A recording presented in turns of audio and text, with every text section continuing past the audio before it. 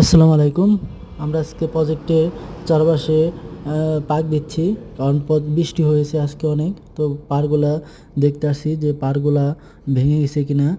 তো আপনারা যারা মাছের খামার করেন তারা অবশ্যই জানেন যে বৃষ্টির সময় পাড়গুলা কি ক্ষতি হয়।